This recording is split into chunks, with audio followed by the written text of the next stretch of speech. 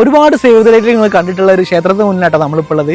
മാത്രമല്ല ഇവിടെയാണ് ഇന്ത്യയിൽ ആദ്യമായിട്ട് ഡൈനാമൈറ്റ് സ്ഫോടനം നടന്നിട്ടുള്ളത്. നമുക്ക് ഇതിൽ കണ്ടുനോക്കിയാലോ. മലപ്പുറത്തിന്റെയും കോഴിക്കോടിന്റെ ഏകദേശം ബോർഡർ ആയിട്ട് വരുന്ന കീഴുപറമ്പ് എന്ന സ്ഥലത്താണ് ഈ ക്ഷേത്രം ഉള്ളത്. മലബാറിലെ തന്നെ ഏറ്റവും പുരാതനമായ ക്ഷേത്രങ്ങളിൽ ഒന്നാണ് ഈ ക്ഷേത്രം. 1800 വർഷത്തിലേറെ പഴക്കമുണ്ടെന്നാണ് കേട്ടത്. ഒരു കാലത്ത് ഏറനാട് താലൂക്കിലെ മുഴുവൻ സ്ഥലങ്ങളും ഈ ക്ഷേത്രത്തിന്റെ ഉടമസ്ഥാവകാശത്തിലായിരുന്നു എന്ന് ചരിത്രം പറയുന്നു. ക്ഷേത്രകുളത്തിന് തന്നെ വലുപ്പം ഏകദേശം 1 ഏക്കറോളം ഉണ്ട്. ഇന്ത്യയിൽ ആദ്യമായിട്ട് ഇവിടെ ഡൈനാമൈറ്റ് ഉപയോഗിച്ച് എങ്ങനെയെന്ന് വെച്ചാൽ 1884 ഡിസംബർ 25-ന് ചാലിയാർപ്പുഴ നീന്തി കടന്നുന്ന 12 അംഗ കലാപകാരികൾ ക്ഷേത്രം കൈയടക്കുകയും ക്ഷേത്രത്തിന് പുറത്തേക്ക് വെടിയുയർത്തുകയും ചെയ്തു. അതിനെ തുടർന്ന് അന്നത്തെ ജില്ലാ കളക്ടറായിരുന്ന വില്യം ലോഗ ബ്രിട്ടീഷ് സൈന്യത്തെ അവിടേക്ക് എത്തിക്കുകയും ക്ഷേത്രത്തിനകത്തേക്ക് വെടിവെക്കുകയും ചെയ്തു. അക്രമികൾ ക്ഷേത്രത്തിന്റെ അകത്തായതിനാൽ വെടിയുയർത്തുന്നതിൽ കാര്യമില്ല എന്ന് മനസ്സിലാക്കിയ ശേഷമാണ് മദ്രാസിൽ നിന്ന് എത്തിച്ച ഡൈനാമൈറ്റ് ഉപയോഗിക്കാം എന്ന തീരുമാനത്തിലെത്തിയത്. അങ്ങനെ ഡൈനാമൈറ്റ് ഉപയോഗിച്ച് ഗോപുരം തകർത്ത് ബ്രിട്ടീഷ് സൈന്യം 12 കലാപകാരികൾ വകവരുത്തി എന്നാണ് ചരിത്രം പറയുന്നത്. അന്ന് തകർന്ന അതേ അവസ്ഥയിലാണ് ക്ഷേത്ര ഗോപുരം ഇന്നും നിലനിൽക്കുന്നത്. പിന്നെ ക്ഷേത്രത്തിന്റെ അടുത്ത് തന്നെ വൈകുന്നേരങ്ങളൊക്കെ വന്നിരിക്കാൻ പറ്റിയിട്ടുള്ളതും സൺസെറ്റ് കാണാൻ പറ്റിയുള്ള ഒരു അടിപൊളി ഏരിയ ഉണ്ട്. ഈ സ്ഥലമെല്ലാം ക്ഷേത്രത്തിന്റെ ഉടമസ്ഥാവകാശത്തിലുള്ള സ്ഥലം തന്നെയാണ്. അപ്പോൾ വൈകുന്നേരങ്ങളിൽ ഫ്രണ്ട്സ് ആയിട്ടൊക്കെ വന്നിരിക്കാൻ പറ്റിയുള്ള ഒരു സ്പോട്ടും കൂടിയാണിത്.